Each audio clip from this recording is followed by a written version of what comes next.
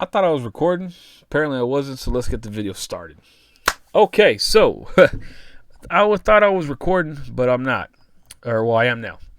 We missed it, but here we go. Look, we just did a hydrate. We added half a drip, right, into this pool. So it was a little early, but there's a reason we did that. The MANOR Farm's up. So in this video, we're going to talk about strategy. We're going to talk about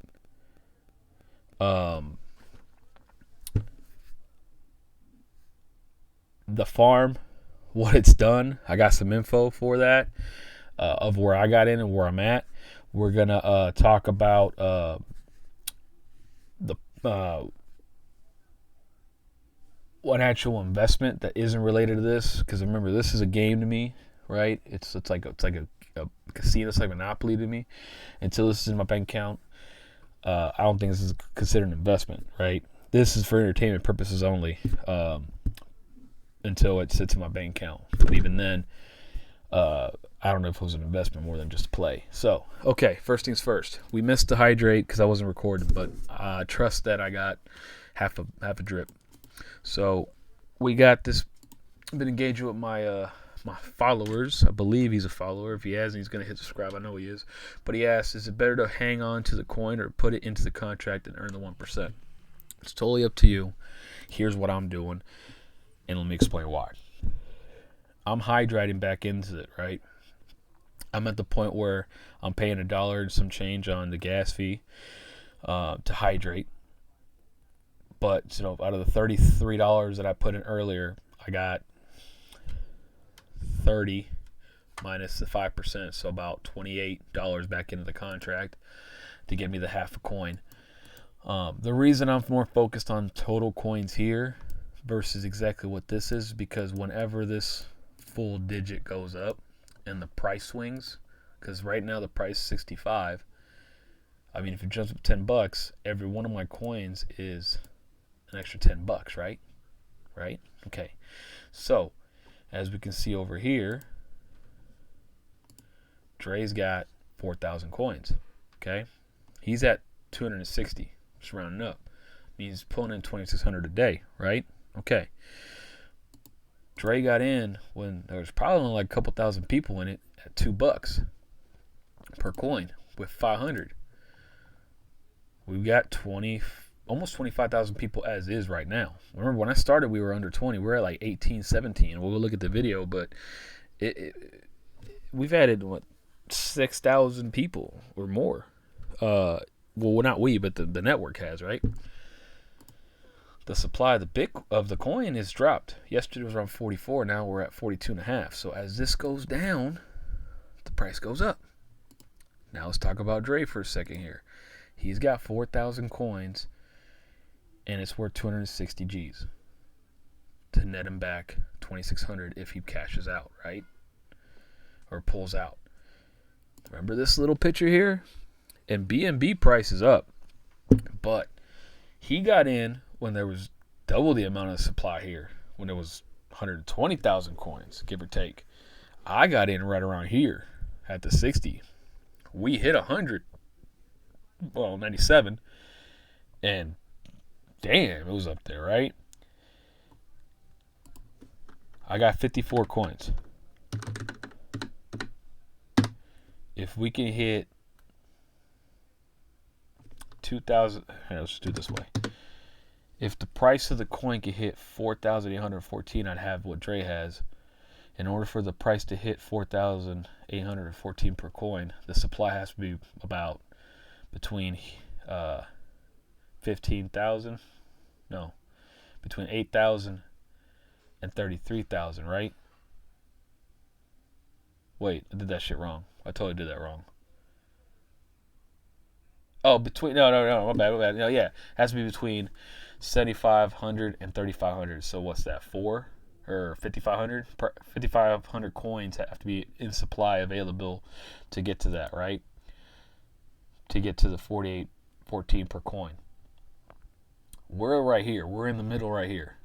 We're approaching 30. Well, we're approaching 39. But, I mean, 54 coins times 130 is still 7,000, right? 54 coins times 520 is 28,000. See what I'm saying? The more whole coins, the more you're gonna get, right?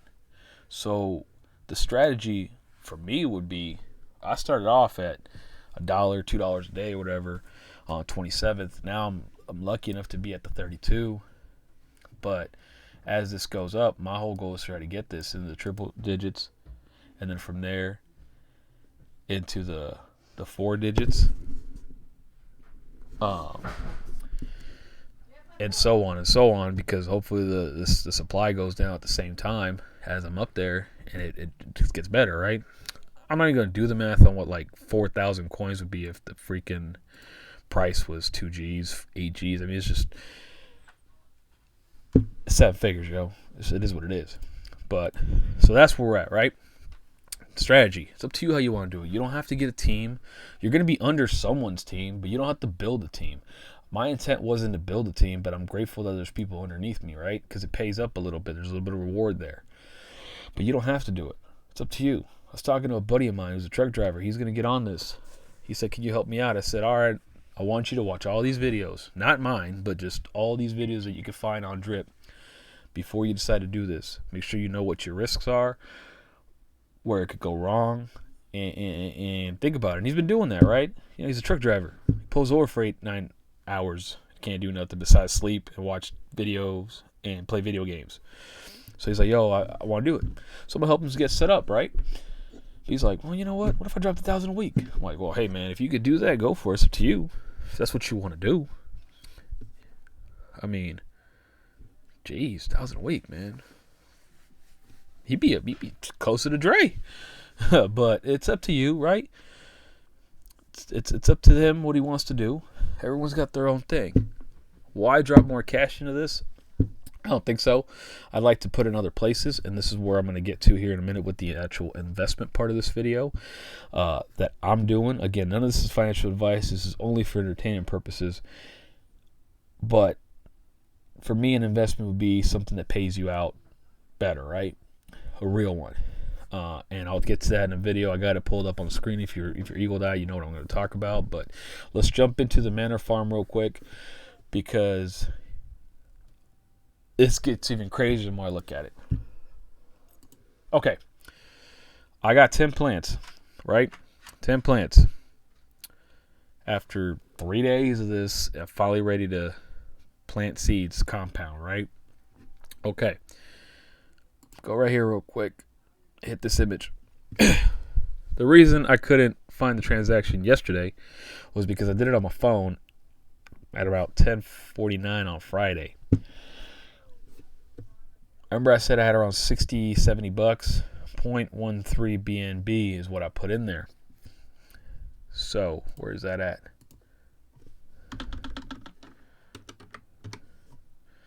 There you go. I wasn't off. I would show you, but I didn't get their permission. But I had friends that got in either later that day or the next day, and they put one of them put 200 and he got 7 plants. The other homie just did it yesterday, put 500 and he got 19 plants. I got in at the right time because 3 days later, we'll use 69.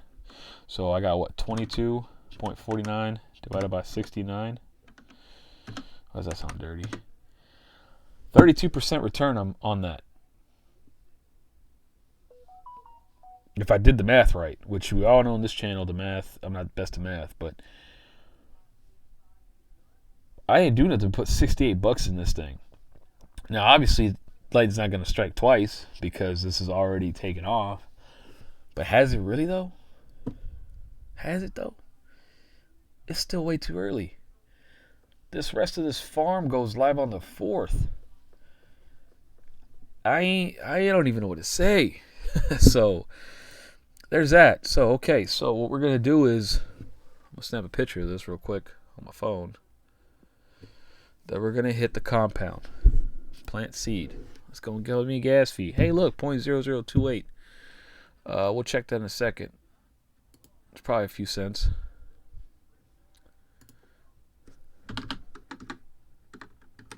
I'll take that. 15 cents. I'm in. Or maybe it was a little more, whatever. Wait for the confirmation to come through. Confirmation done. We're going to hit refresh. All right. Now I got 11 plants. All right. So all that netted me 11 plants. Cool. Got to come back in 2 days, 17 hours, and 26 minutes to redo it again. I'm going to just let this ride. $68, dude. That's a video game, right? I'm going to let it ride. Let it ride, and see what happens. Yeah, it'd be nice to have, 1,100 plants, but we'll let it ride. Okay? All right. So, let's talk a little bit about what's going to happen tomorrow. I'm going to help my buddy set up his drip. And we're going to shoot a video doing it. We'll probably start the video after the BNB hits his MetaMask wallet.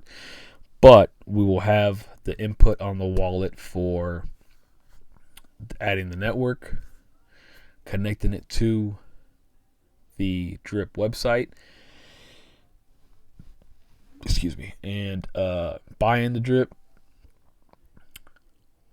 adding the buddy address, depositing the drip. All in that video. So if you want a how-to up to that point, it'll be there.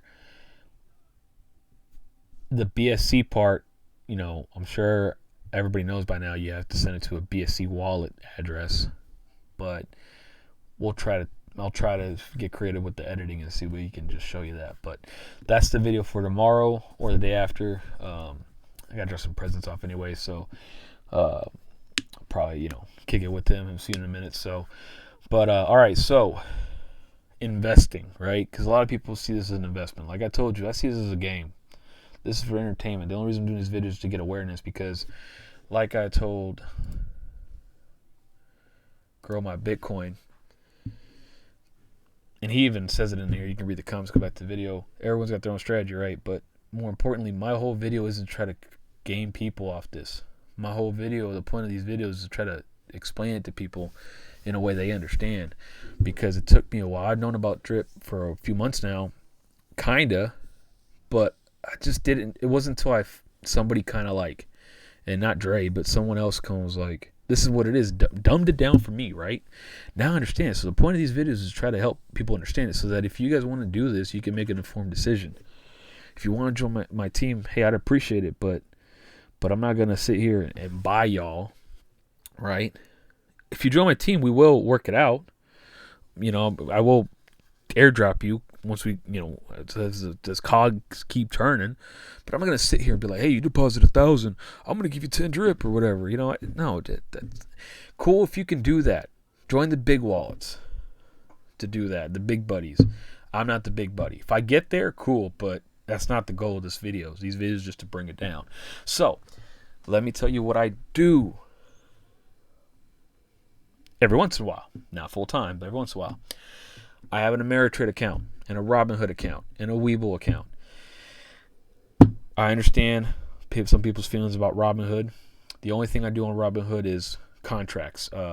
What's it called? Cover calls and stuff like that. Options trading, right? Mostly because it's really, really easy user interface on it, and I'm not doing a lot. I'm doing I got like $100 in there that I'm trying to double to 200 and so on. That's all I'm trying to do. Just small little tiny things, right? On my other account, I actually have money I've parked away. So, Lucid. And if you don't know what Lucid is, I'm going to explain it to you. Lucid is an electric car company that produces electric cars. And I know what you're thinking, Tesla competitor. Personally, I do not think they're a Tesla competitor, and as far as I can tell, they don't think they're a Tesla competitor either. They are what's called a post-luxury competitor. At least that's what they say, and it's what I see. And I visited a showroom already in California. Honestly, say this out loud, my boss is probably watching this video. It'd be my dream to pack up where I'm at right now, at the brand that I've been at for 10 years, and move across the country to Southern California to work as a product specialist for this company versus what I do now, which is a product specialist / sales rep.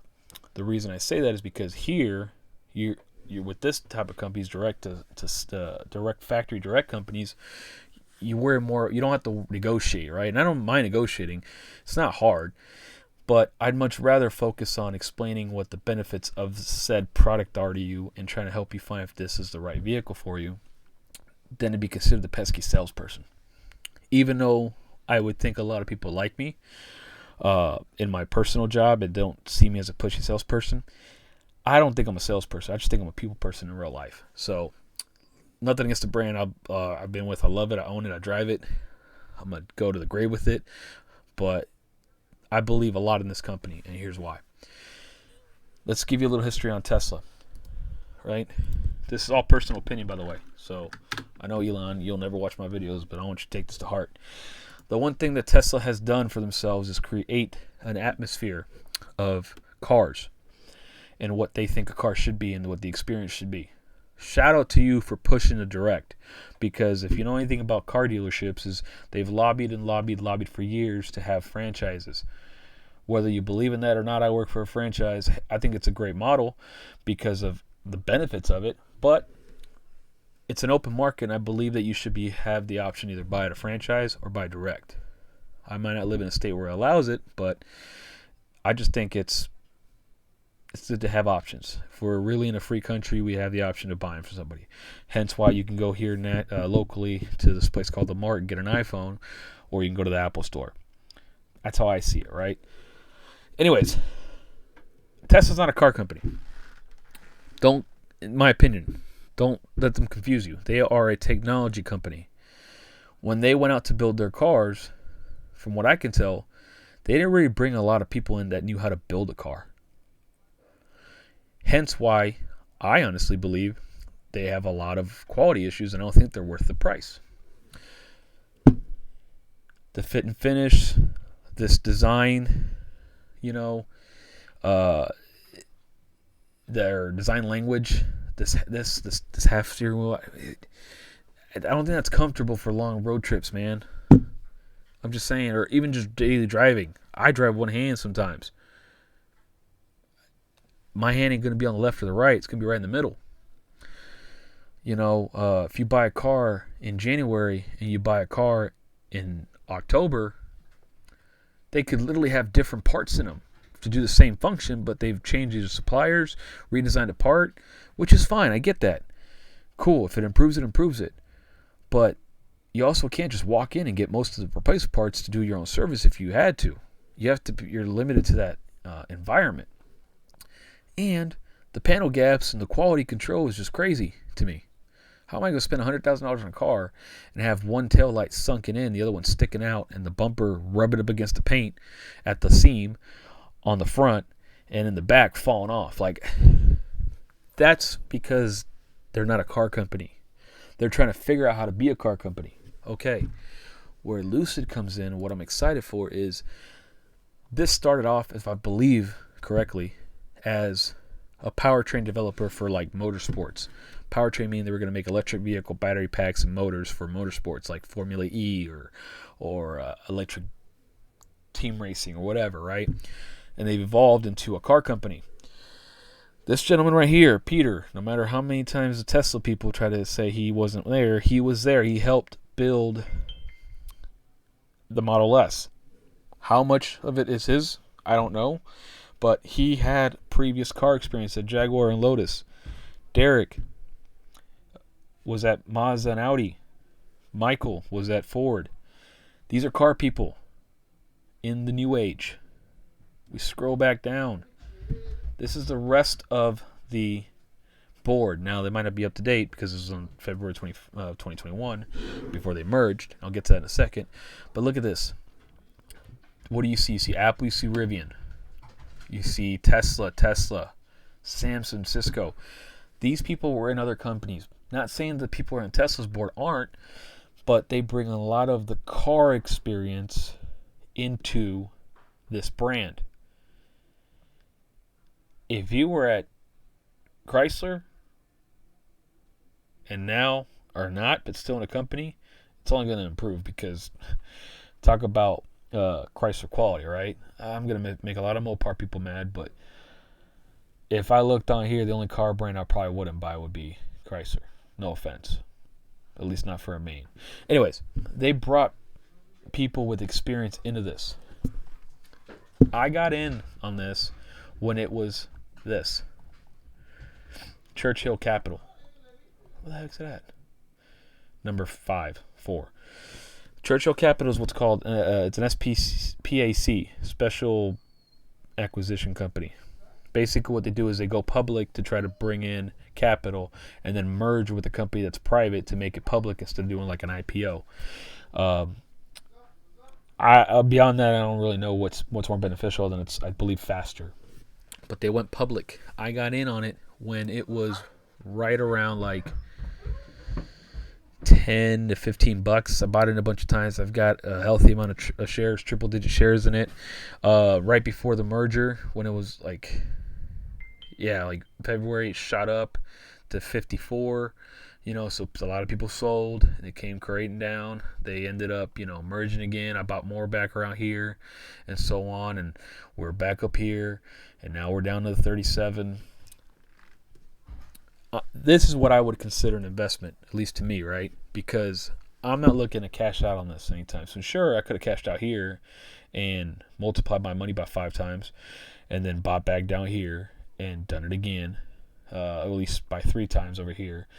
But I'm not too smart to notice these trends, looking at candles and stuff. This to me is what this is.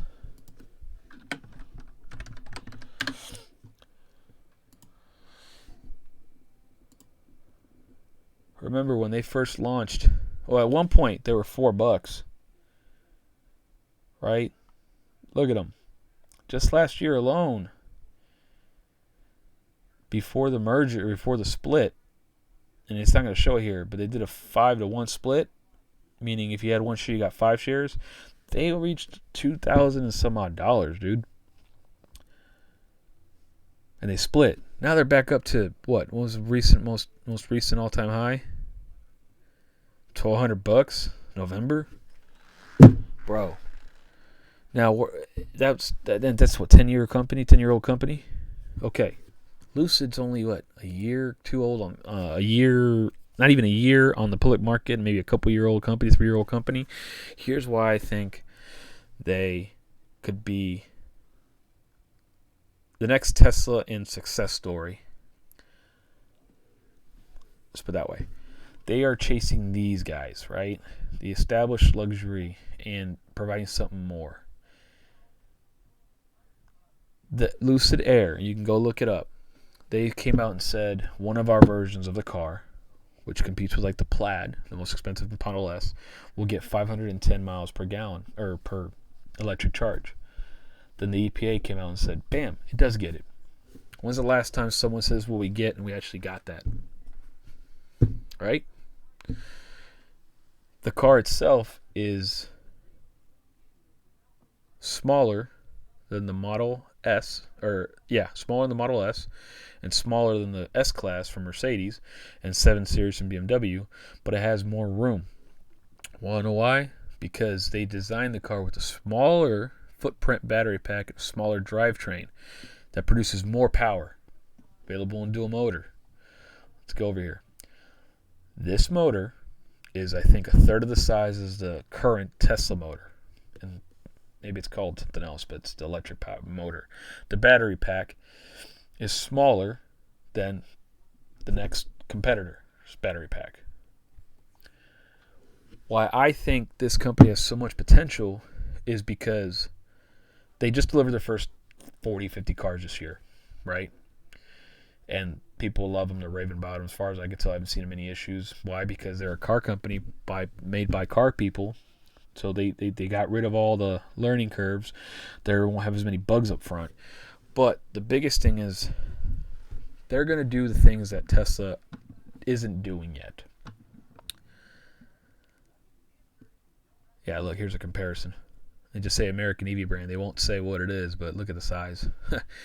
They are partnering up with the electric car companies that currently exist for charging. They're not just gonna. They don't have just they have like a universal plug per se, and they're gonna partner up with like Electrify America. They'll be able to work with whoever else is out there, EV2Go, stuff like that. They're opening themselves up for more than that, than just being, like Apple, where you have the one charger, right? Look at this, double the volts, max output, an extra 100 kilowatts. I mean, they're going for broke here. They're going all the way to the top. They're built in the U.S. down in Arizona. I got a buddy that lives down there. Shout out to Nate Kroll. He said this is all the rave down there. But more importantly, and I don't think it's in here. More importantly, we'll have to find the video, but this man here, Peter, has said that when he's asked if Lucid would make a $25,000 electric car. In the electric car business, the $25,000 electric car, they don't really mean a $25,000 electric car. They just mean an affordable car. People can afford $25,000. They can afford $30,000, right? If you make a vehicle and nobody ever buys, when a car, let me tell you something as a car salesperson. When you see a car that says starts at $25,000, you're never going to find that freaking car for sale. New. Every car has something or another. It's to get you into the door, okay? And that's not a dealership thing. It's a manufacturer thing, okay? That comes from the people that make the car.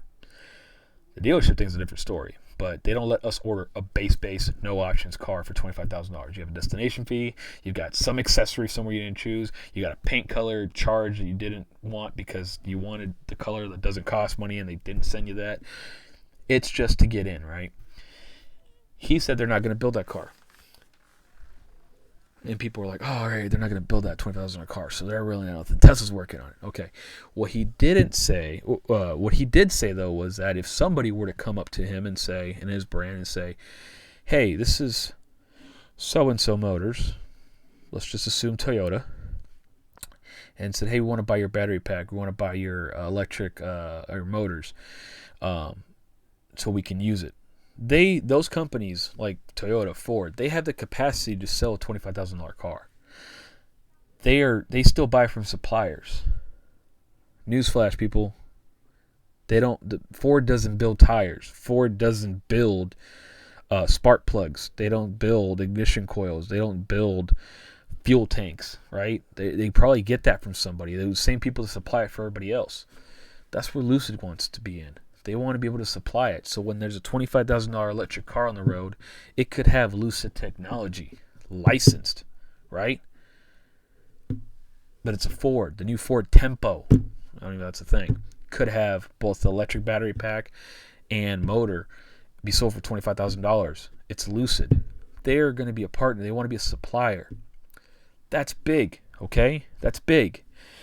Because if I had the capacity like Ford does to build a bunch of vehicles, but I didn't have to develop my own battery pack and didn't have to develop my own motor, which are the two most expensive things and hardest things to figure out when building an electric car, third being the chassis and the material, to build those battery packs and motors.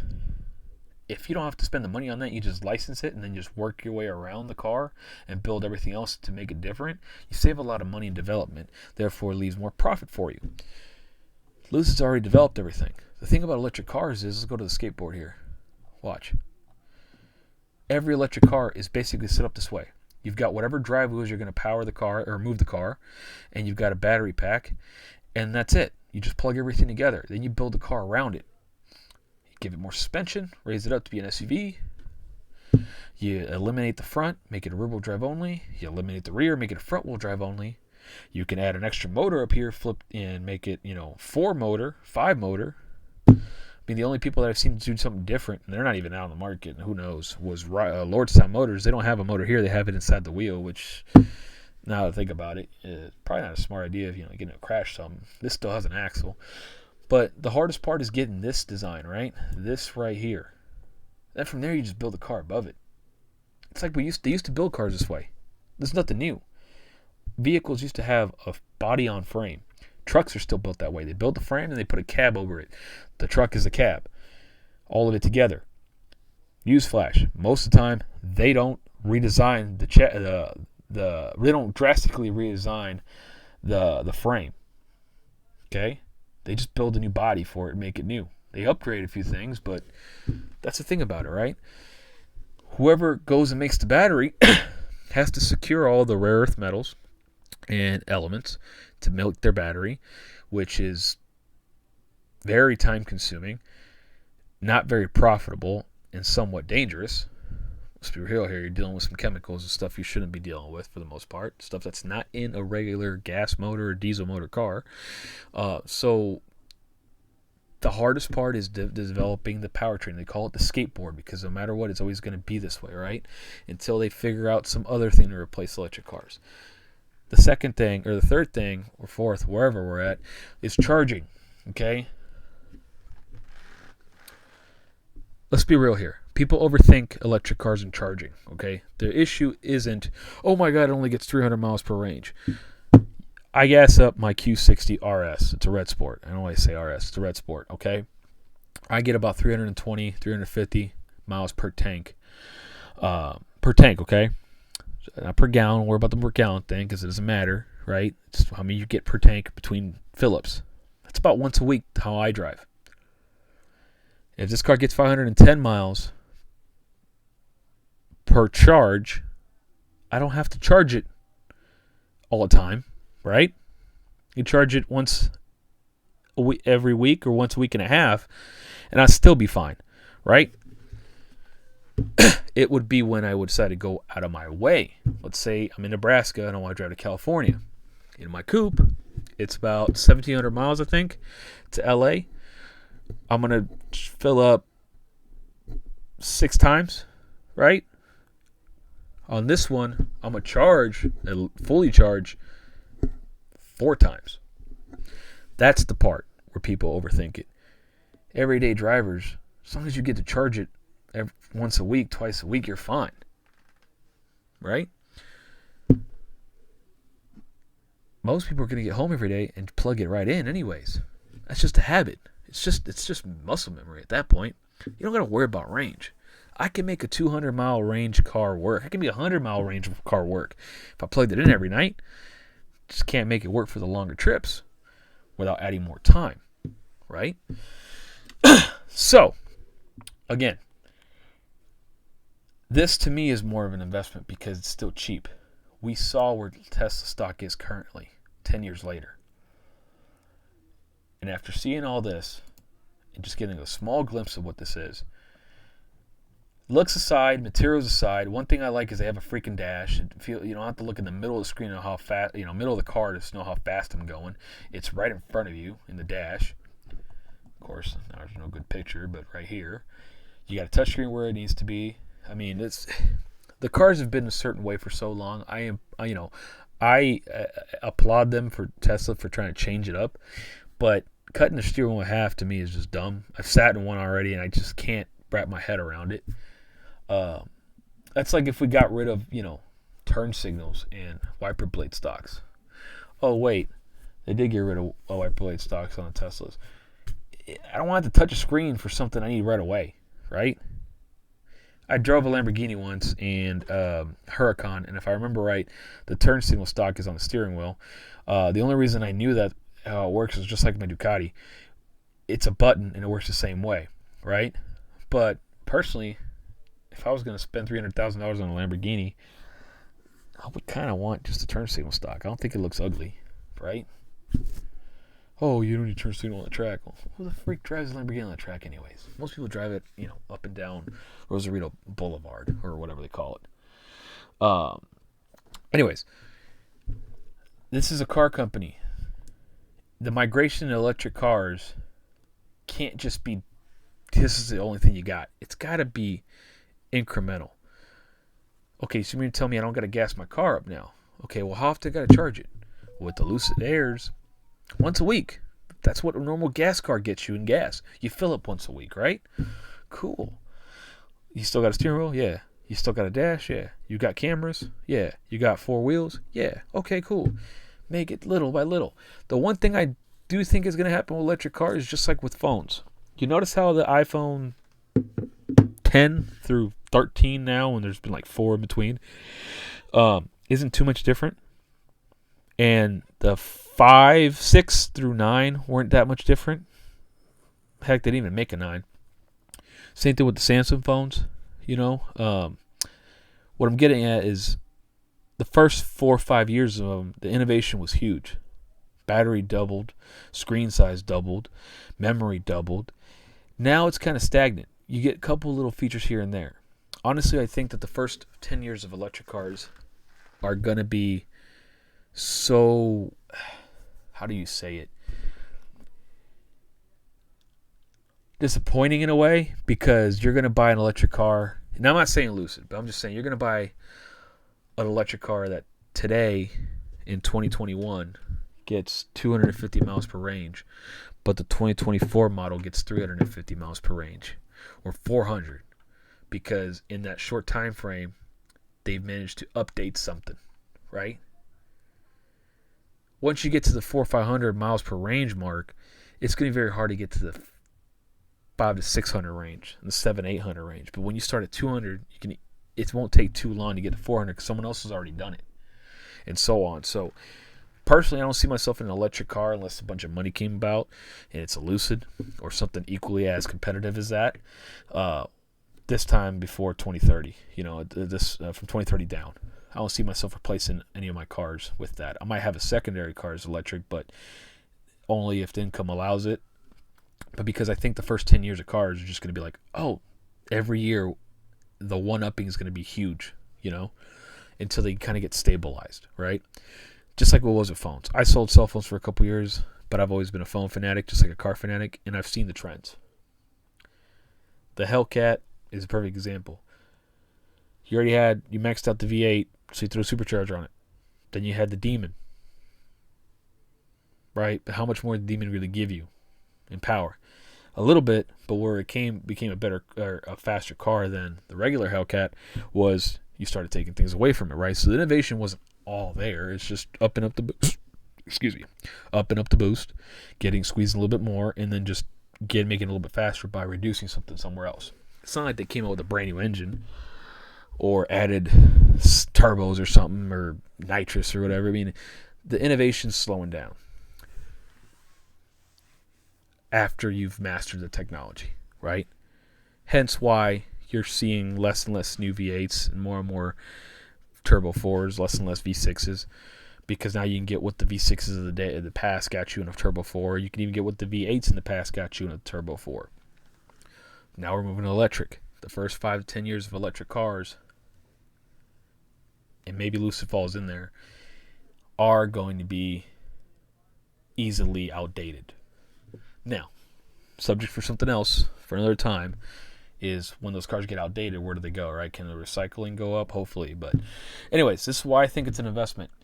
I have triple digit stocks in this, stocks of Lucid, and I hope that 5 years from now, I'm at, it's up here where Tesla's at right here, It'd